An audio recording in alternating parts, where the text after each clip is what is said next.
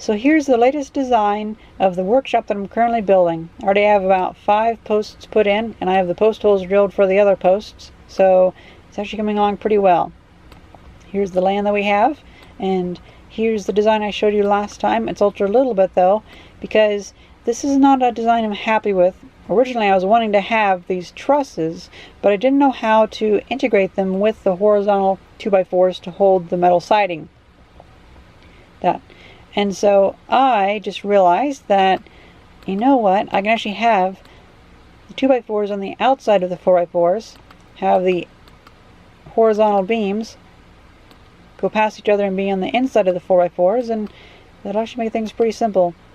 So I figure we can have these kind of offsets, so we have one over here and then one over here, have a bracket on each side, have a big bolt going through the middle, and that'll add a good amount of stability, because otherwise if I just had this design, then I would not be able to get away with using only 4x4s. But I think that I would not be able to build a building with 4x6s or 6x6s, because that'd be just too heavy to lift, especially for 16-foot long ones.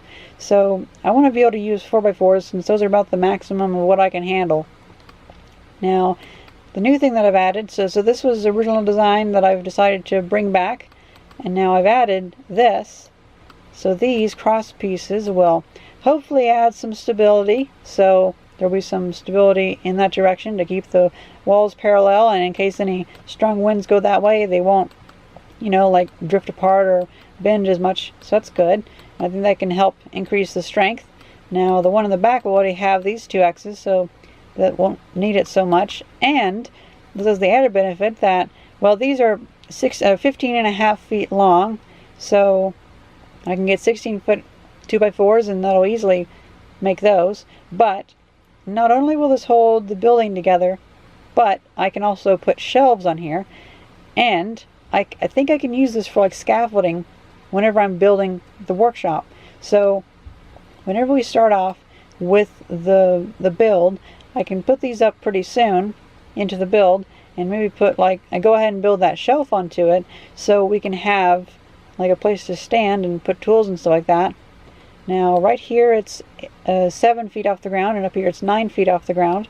And I figure whenever I'm done, I can put things across the middle, and I can have like some 2 or 3 foot long shelves on the sides to hold equipment like oscilloscopes and whatnot. So that'll be 2 nice long shelves for there, and then I can maybe have a couple 2x4s in the middle.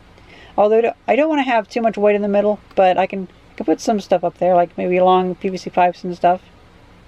Now I've also decided to change the design for the flooring. So originally I was wanting to make like a concrete floor, but honestly I'm not a huge fan of concrete, and I like the idea of reusing brick, because brick is so modular and concrete's just one-time use, and we need to save concrete for the buildings that actually need it, like bridges and whatnot. So I've decided to go with just a paver brick floor, which not actually paver bricks. It'll be bricks that I've salvaged from, there'll be structural brick that I've salvaged, and in order to make sure that the metal doesn't rust, I'm not going to have the metal touching the ground, so I'll have these little sections of brick just kind of sitting on the ground.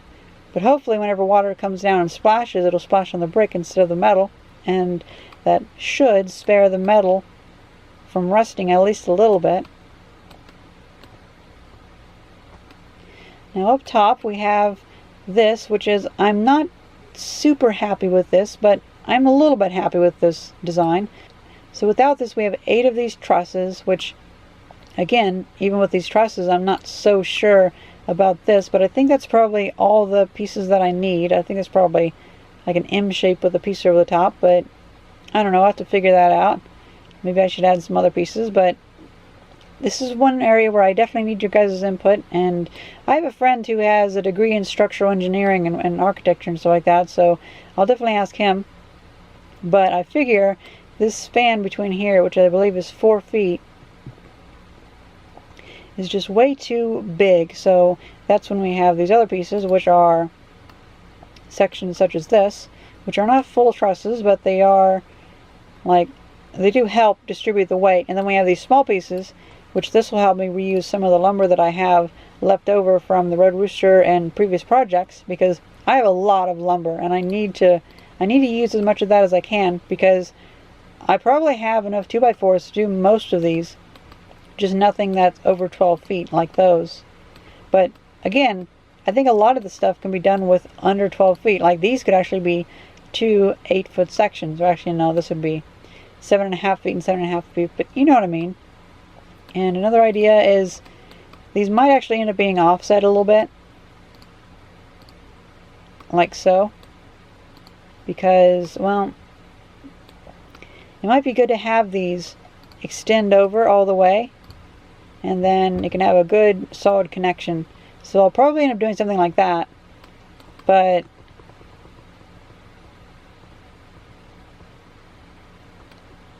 we can figure that out when we're actually dealing with it, because for the most part, I'm just going to make sure that we have these 4x4s as straight as possible, and then as long as we get those dialed in, we can figure out the rest.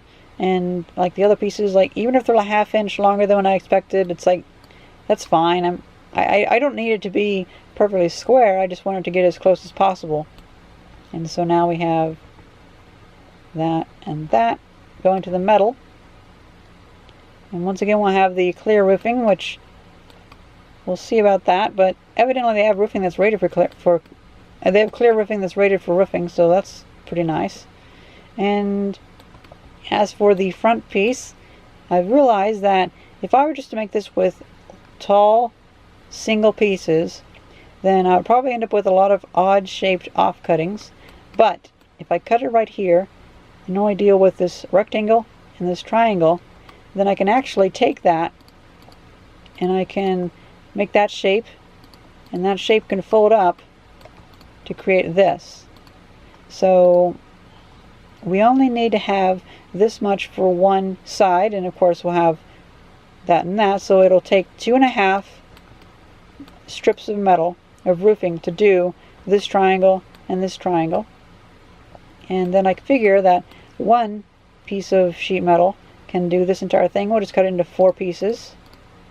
And yeah, that's like, we'll figure it out actually when we're working on it, but I think that'd be a much better idea than just using 4 for this and ending up with oddly shaped pieces.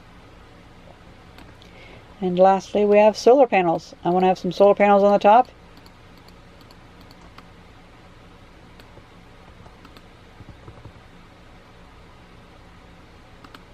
And I figure we can actually have it entirely run off-grid, especially since I won't need much lighting, at least during the daytime, because I'll have plenty of ambient lighting. Now, they will mess with things like, it will definitely mess with the white balance and everything. Oh, and that's another thing. I want to make sure that whatever roofing I get, it doesn't create like a harsh blue light. I want it to make it as nice of a white light as possible. So it most likely won't be blue. It'll most likely be a gray color, but I figured blue just kind of makes it look like there's something there instead of just gray, and so it looks nicer.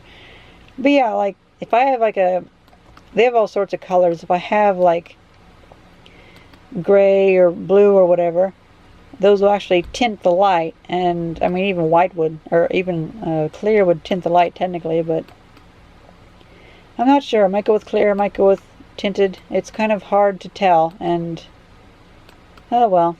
So one thing that I'm particularly excited about is having this loft. I imagine I might have like a little bit of a little library, a computer, a desktop, maybe a bed up here so I can take naps instead of having to go back into the house. And I don't know, I just thought it'd be really cool. And it's heavily inspired by a house that was in Final Fantasy XIV. It's called the Hermit's Hovel. And I fell in love with the design, and I hope to someday make something like that. It's such a wonderful little cozy building. But actually, to be honest, that building is pretty large. Like, it's probably like 20-foot ceilings and whatnot. But you know, like in third-person view, things look pretty small. Whenever, if I was actually in that building, it would be huge. But yeah, so I really love that building, and I want to kind of introduce a little bit of a taste of that, so I can have a nice little spot above the doorway, and hopefully I can actually sit up there, maybe like read some books or work on editing videos while looking down on my workshop full of arcade machines and everything. I don't know, just it seems like it's an idea that really tickles my fancy, if that's the right term. So yeah, that's pretty much it. That's the design that I have so far, and I'd like to hear what you guys think about it. I think that, I think it's probably in a good position, and as I go through it, I'll definitely reinforce it. Like, there's gonna be a lot more reinforcement, and I'm not editing or making all the little pieces like the trim and stuff, but oh well. So that's pretty much it. I hope you guys enjoyed this video, and thank you very much for watching. See ya!